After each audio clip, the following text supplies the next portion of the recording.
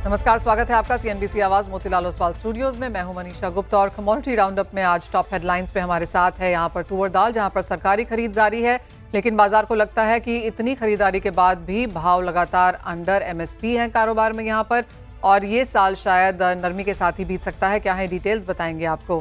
साथ ही बात करेंगे कच्चे तेल और नेचुरल गैस की, जहां पर आज तेजी के साथ कारोबार है। ओपेक की मीटिंग है 31 मई को, जहां पर यह माना जा रहा है कि हम प्रोडक्शन को लेकर यहां पर कुछ रिजल्ट आता हुआ देखेंगे। साथ ही साथ यूएस ने शेवरॉन को यहां पर बोला है कि वेनेजुएला की जो गैस है, कच्चा तेल है, वो ना बेचें। तो कुछ इन खबरों की वजह से यहां पर सपोर्ट बाजार में जारी है। साथ ही बात करेंगे सोने चांदी की, जहां पर कुछ चमक कम हुई है, कुछ मुनाफा वसूली के साथ आज भी कारोबार। इन सब पर बात करने के लिए हमारे साथ हैं एसएनसी ग्लोबल की वंदना भारती, हमारे साथ जुड़ेंगे वासदे के सुमित गुप्ता, डीजीएमए के vice president Gaurav Gupta and Rokde jewellers के एमडी राजेश रोकड़े। आप सभी का कार्यक्रम में स्वागत है और शुरुआत यहां पर सोने के साथ ही कर लेते हैं, जहां कुछ मुनाफा वसूली है। राजेश जी, कैसे देखते हैं आप? अब प्राइसेस वॉलेटाइल जरूर है, लेकिन अब एक रेंज में फंसता हुआ नजर आया है, कुछ कंसोलिडेशन है और माना यह जाता है कि जब सोने के प्राइसेस में थोड़ा सा ठहराव आए तो खरीदारी लौटती है। क्या वो हम इस वक्त होता हुआ देख रहे हैं? बिल्कुल, आपने देखा होगा करीब एक महीने से इस तरह से ही हो रहा है। प्रॉफिट बुकिंग होता है, फिर थोड़ा सा रेट ऊपर आ जाते हैं और फिर थोड़ा सा ठहरा। बिल्कुल आपने सही कहा कि अभी जो रेट है वो $3200 से $3350 के आसपास बिल्कुल घूम रहे हैं। इस वजह से अभी मार्केट में भी एक स्टेबिलिटी आ गई है और लोगों ने इसे एक्सेप्ट कर लिया इस रेट को। और मुझे लगता है अभी इस एक्सेप्टेंसी वाले रेट के कारण ग्राहक बाहर निकल रहे हैं और ग्राहक की अच्छी खासी खरीदारी कर रहे हैं अभी। राजेश जी, अब जो हमने सेकंड हाफ देखा था 2024 का, ज्यादातर जो ज्वेलरी की खरीदारी है वो उस समय में आती हुई नजर आई थी। इस साल में भी फर्स्ट हाफ जिस तरह से बीत रहा है, आप कहेंगे सेकंड हाफ बेहतर होगा? इस बार बिल्कुल ज्यादा आशा है हमारे सेकंड हाफ से, क्योंकि फर्स्ट हाफ में क्या हुआ था, एकदम से गोल्ड रेट बढ़ जाने के कारण काफी लोग रुक गए थे। वो तो अच्छा हुआ था कि पिछले फर्स्ट हाफ में हमारे पास दो बड़े त्योहार निकल आए थे, एक तो गुड़ी पाड़वा और उस अक्षय तृतीया। इस वजह से सेल थोड़ा सा एडजस्ट हो चुका था। लेकिन कंपेयर टू अगर मैं देखता हूँ लास्ट ईयर 2024 के हिसाब से, तो थोड़ा सा हम लोग भी थोड़ा सा सेटिस्फाइड नहीं थे। हमारा सेटिस्फेक्शन लेवल थोड़ा बड़ा था। इस वजह से शायद आने वाला जो क्वार्टर है वो एक अच्छा फिगर फिजिकल मार्केट में दे तो शायद बहुत बढ़िया होगा। और जैसे कि गोल्ड ने ऑलवेज 10 to 10% का मिनिमम रिटर्न दिया, अगर मैं इसको 20-25 सालों से देखता हूँ, नो डाउट पिछले साल 30% का रिटर्न दिया और इस साल तो ऑलरेडी 20% का रिटर्न वो दे चुका है। तो कहीं ना कहीं गोल्ड के प्रति जो अट्रैक्शन है वो 100% है लोगों का। लोग एक ऐसे ठहराव की राह देख रहे थे कि रेट एक बार फिक्स हो जाए, कि नहीं ये रेंज बाउंड फिक्स हो जाए जिसके साथ वो खरीदारी करना शुरू करें। तो शायद वो अभी समय आ गया है और लोगों ने एक्सेप्ट कर लिया। इस वजह से अभी इस क्वार्टर में 100% मुझे लगता है पिछले क्वार्टर से अच्छा जाएगा। राजेश जी, अगर हम 2024 की बात करें तो चाहे वो वर्ल्ड गोल्ड काउंसिल की रिपोर्ट थी या मेटल फोकस की, दोनों में ही हमने देखा कि ज्वेलरी में हल्की सी कमी आई, लेकिन इन्वेस्टमेंट ग्रोथ हमने यहाँ पर बढ़ते हुए देखी। इस साल में क्या वो बैलेंस फिर से टर्न अराउंड होता हुआ देखते हैं, या आपको लगता है जहां पर अब सोने के प्राइसेस हैं, इन्वेस्टमेंट डिमांड स्ट्रांग रहेगी? देखिए, इन्वेस्टमेंट और यूज दोनों चीजें इंडियन कंज्यूमर पसंद करता है। पहले लोग केवल और केवल गोल्ड को एज ए इन्वेस्टमेंट ही सोचता था, बट जब से लोगों को हॉलमार्किंग और ये सब चीजें, ट्रांसपेरेंसी इस इंडस्ट्री में बहुत ज्यादा बढ़ गई है, इस वजह से अभी ज्वेलरी की तरफ काफी जबरदस्त तरीके से लोगों का अट्रैक्शन बढ़ा है। हम लोग देखते हैं जब कभी भी बड़ा मुहूर्त होता है या कभी कोई ऐसा बड़ा दिन होता है, उस दिन हमारी ज्वेलरी ही ज्यादा बिकती है। इन्वेस्टमेंट तो ठीक है, एक उन्हें एक बेनिफिट मिल जाता है कि उसी बहाने इन्वेस्ट भी हो जाता है करके। तो नो डाउट ज्वेलरी में बहुत ज्यादा हम लोग अभी भी मतलब सोच रहे हैं कि अच्छा खासा बिजनेस मिलेगा। और ये कस्टमर के ओवरऑल, जब कस्टमर हमारे यहाँ आते हैं तो हमारे पास अगर 100 कस्टमर आते हैं तो हमारे पास बुलियन खरीदने वाले या सिर्फ इन्वेस्टमेंट ये सोचने के लिए 5 कस्टमर होते हैं, लेकिन 95 कस्टमर हमारे पास आज भी ज्वेलरी के लिए ही आते हैं। इस वजह से आने वाले दिनों में ज्वेलरी ही बिकेगी और ज्वेलरी ही लोग पसंद करेंगे, ऐसा मुझे लगता है। ऑलराइट, तो ज्वेलरी एज एन इन्वेस्टमेंट यहाँ पर अब खरीदने की बात हो रही है। अब राजेश जी, एक और कॉन्वर्सेशन जो बाजार में काफी जोर शोर से है वो ये कि पिछले एक साल में, और ये शायद आपने ही कहा था कि पिछले एक साल में जिस तरह से लोगों की सैलरीज बढ़ी हैं और जिस तरह से सोने के प्राइसेस बढ़े हैं, उसमें बहुत ज़्यादा अंतर यहाँ पर है। स्पेशली टियर 3 टियर 2 सिटीज़ हैं या फिर जो रूरल एरियाज़ हैं, वहाँ पे यानी कि सभी खरीदारी नहीं होती क्योंकि वो बुआई के लिए पैसे स्पेंड कर रहे होते हैं। आप कहेंगे जो ये सडनली बहुत ज़्यादा तेज़ी आ गई है, जिस हिसाब से लोगों के बजट्स नहीं बढ़े हैं, उसका इम्पैक्ट हम वेटेजेस कैरेटेजेस पे आता हुआ देखेंगे। क्या उसका कोई कैलकुलेशन है कि किस तरह का इम्पैक्ट वो होगा? हाँ, देखिए सभी लोगों ने अपने अपने हिसाब से एडजस्ट कर लिया। मतलब ये समझो पब्लिक बहुत ही होशियार पब्लिक है, पूरे वर्ल्ड की सबसे ज्यादा एडजस्ट करने वाली पब्लिक है।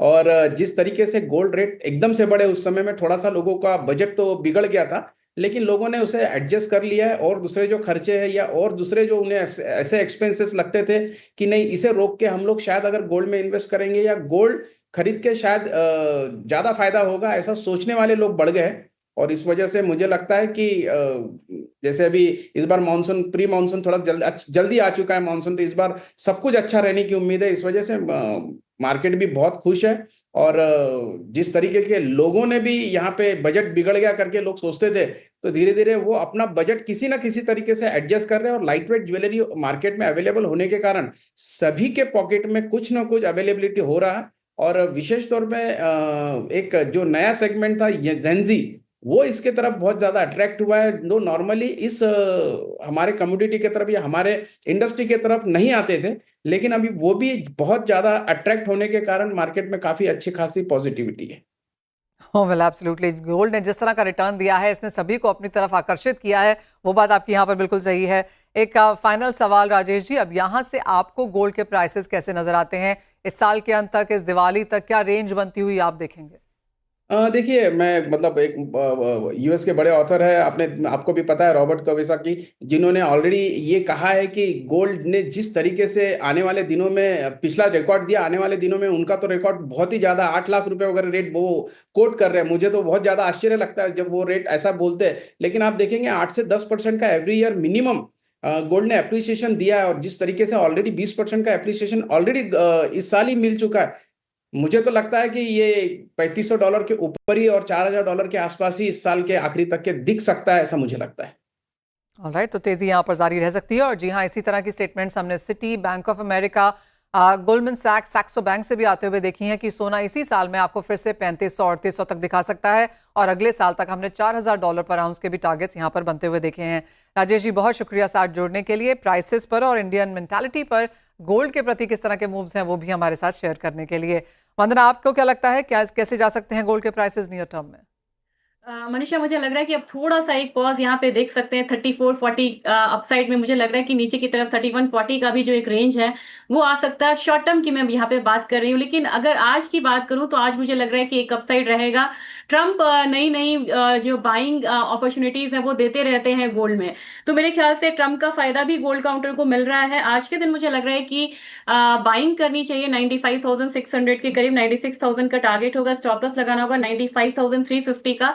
लेकिन एक कंसर्न है यहाँ पे मनीषा, क्योंकि अगर 5 डेज का मैं एवरेज देखूं जो प्रॉक्सी फिजिकल कॉन्ट्रैक्ट है शंघाई का, वहां पे अब जो डिलीवरी है वो कम हुई है एज कंपेयर टू पास्ट। तो मुझे लग रहा है कि अगर शंघाई से थोड़ा सा स्लगिश ट्रेंड आता है तो नीचे की तरफ प्राइसेस हम आता हुआ देख सकते हैं। एक बार $3150 तक भी आ सकता है, $3250 से $3150 आ सकता है। और अपसाइड अब यहाँ पे केप्ड है $3440 के करीब।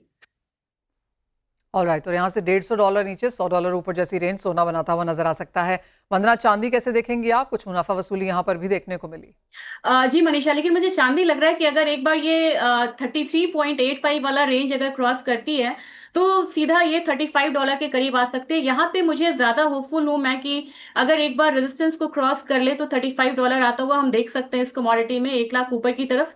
नीचे में मुझे लग रहा है कि चांदी का जो फॉल है वो लिमिटेड रहना चाहिए, 94,400 के करीब यहाँ पे नीचे रहना चाहिए। आज के दिन भी इनफैक्ट मुझे लग रहा है कि एक बहुत बड़ा हर्डल है जिसको बार बार MCX क्रॉस नहीं कर पा रहा है, ये है 98,350। अगर 98,350 से ऊपर ये क्रॉस करती है कमोडिटी तो मुझे लग रहा है कि क्विकली हम यहाँ पे 99,000 का लेवल आता हुआ देख सकते हैं। इस पोजीशन को ले सकते हैं यहाँ पे व्यूअर्स, और इसमें जो स्टॉप लॉस लगाना होगा वो 97,700 का हो सकता है। तो बिल्कुल मेक और ब्रेक वाला सिचुएशन है कि अगर इस रेजिस्टेंस को क्रॉस किया तो अगली ऊंचाई देखेगा 99,000 99,500 का, नहीं तो दोबारा हम एक बारी नीचे की तरफ आता हुआ देख सकते हैं, वो लेवल है 96,000। वंदना, और मेटल्स में क्या सेंस है आपकी, क्योंकि आज फिर कुछ मुनाफा वसूली के साथ कारोबार? ये क्वेश्चन मेरे से है? हाँ जी, हाँ वंदना, बेस मेटल्स में क्या सेंस है आपकी? बेस मेटल्स से मुझे लग रहा है कि ये काउंटर जो है वो थोड़ा सा अपने अपने डायनामिक्स पे ट्रेड कर रहा है। बेस मेटल में मुझे लग रहा है कि आज के दिन में कॉपर में बाइंग आनी चाहिए 865 के करीब, 880 का टारगेट होना चाहिए। ये शॉर्ट टर्म मुझे लग रहा है कि ये टारगेट है। स्टॉप लॉस लगाना होगा 858 का। और कॉपर में न्यू चेंजेस यहाँ पे आए हैं कि अब कॉमिक्स में जो इन्वेंट्रीज है वो बढ़ी है, हालांकि एलएमई और शेफे में इन्वेंट्रीज कम है। तो मुझे लग रहा है कि ओवरऑल सबसे स्ट्रॉन्ग कमोडिटी इस काउंटर की है। और एक मुझे लग रहा है कि एल्यूमिनियम अगर क्रूड ऑयल पे सपोर्ट लेके थोड़ा सा अपसाइड जाता है तो अब 239 इसमें बाइंग करनी चाहिए 241 के टारगेट के लिए। स्टॉप लॉस लगाना होगा 238 का। ऑलराइट, तो कुछ खरीदारी की अपॉर्चुनिटीज यहाँ पर निकल के आ रही हैं प्रेशियस मेटल्स और बेस मेटल्स दोनों में ही, लेकिन इसी के साथ एक ब्रेक के लिए रुकेंगे। जब लौटेंगे तो बात करेंगे एग्रीकल्चर की। मॉनसून बेहतरीन है, सरकार की जो पल्सेस को लेकर खरीदारी है वो कुछ बढ़ती हुई नजर आई है, लेकिन साथ ही साथ गेहूं में यहाँ पर क्या सेंस है, इन सब के बारे में इस ब्रेक के बाद। वसीदा ग्लोबल एशिया के सीईओ सुमित गुप्ता अब हमारे साथ हैं। सुमित नमस्कार। सबसे पहला रिएक्शन तो यहाँ पर मॉनसून को लेकर और जिस तरह के सोइंग नंबर्स आए हैं जो काफी सपोर्टिव लगते हैं। Good afternoon. Good noon, Manisha ji. First, thank you very much for having me on the show. And monsoon एक ऐसा चीज है, actually, the quantification of it is very difficult because we have just started. And in monsoon, it is not just a quantity of rain, but spread, number of rain days, the quantity of rain every shower. All these things matter because crop के लिए we need, for a good and successful optimum monsoon, we need for a lot of things to go right. And it is a good news कि monsoon time से पहले आया है, 8 दिन पहले आया है। महाराष्ट्र, कर्नाटका, पार्ट्स ऑफ केरला बहुत अच्छा बारिश हुआ है, which has given a initial soil moisture for the farmers to go for planting. अब अपने को next we have to watch that how monsoon performs from here on, how the rains in the first half of June pans out. और specially ये हमको देखना होता है in Karnataka, Maharashtra, MP and Gujarat. India में अगर आपको क्रॉप की वेरिएबिलिटी देखनी है, दीज आर द 4 की स्टेट्स, क्योंकि बाकी स्टेट्स में इरिगेशन का सपोर्ट है, रिवर्स है, but in this 4 state we need monsoon to do really well for good pulses, oil seed and corn crop to come in the country, and it is a good start as of now. Absolutely. Sumit, मुझे आपसे गेहूं के बारे में भी बात करनी है, क्योंकि जिस तरह का प्रोक्योरमेंट सरकार की तरफ से हुआ है जो शायद सालों में सबसे बेहतरीन है, रिकॉर्ड तक पहुंचने की इसकी बातें की जा रही हैं, आप ये नंबर्स कैसे देख रहे हैं?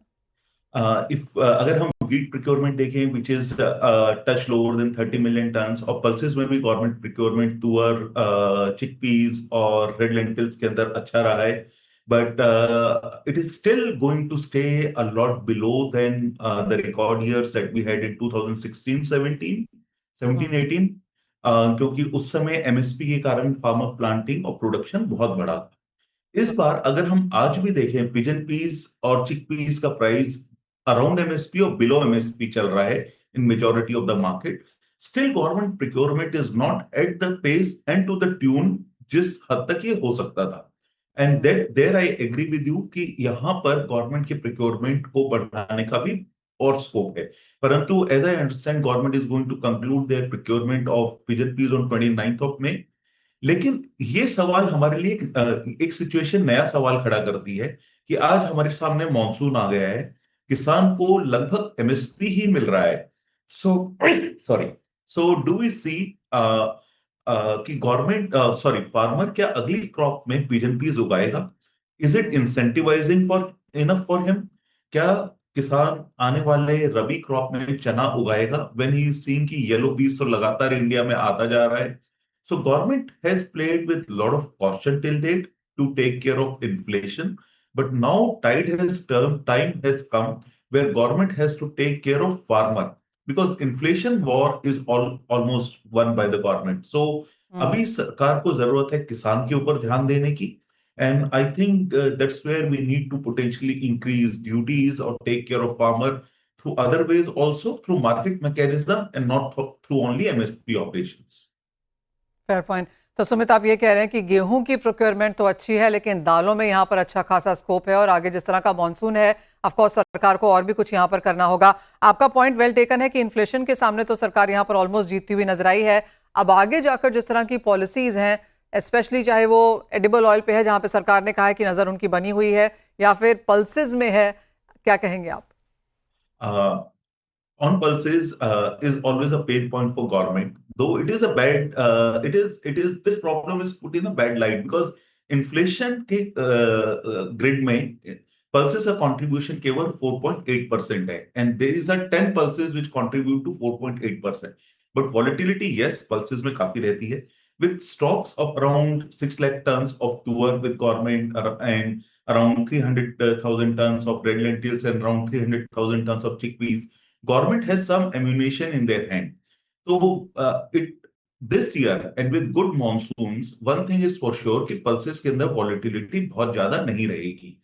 इसमें सबसे ज्यादा इंपॉर्टेंट चीज हमको ये देखना है कि विद मॉनसून क्या किसान पल्सेस उगाने में अपना रुझान दिखाता है या नहीं दिखाता है, because we have to give him incentive to plant pulses so that next year की इन्फ्लेशन भी कम रहे.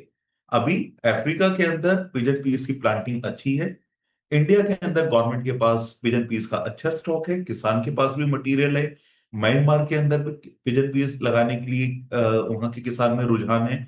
तो ऑल फैक्टर्स एटलीस्ट सिग्नल अगर मॉनसून नॉर्मल रहता है तो हमारे यहाँ पल्सेस के अंदर बहुत ज्यादा वॉलेटिलिटी नहीं आनी चाहिए.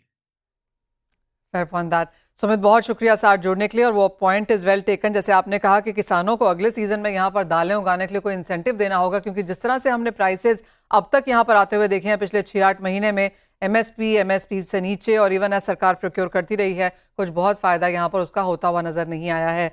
वेल, दालों पे एक सीरियस डिस्कशन यहाँ पर करेंगे. हमारे साथ डीजीएमए के वीपी गौरव गुप्ता हैं. गौरव नमस्कार. पहले तो आपकी ही सेंस यहाँ पर दालों को लेकर क्या है? मैम, दालों के लेके ये है कि जैसे सुमित जी ने भी बोला कि हमारे को बहुत जरूरी है इस टाइम देखना कि आगे फार्मर सोइंग करेगा या नहीं करेगा.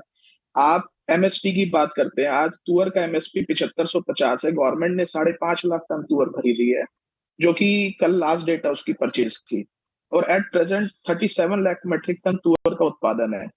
इस पोजीशन में क्या हमें इंपोर्ट करना चाहिए, और करना चाहिए तो किस रेट पे करना चाहिए, बहुत बड़ा मैटर है.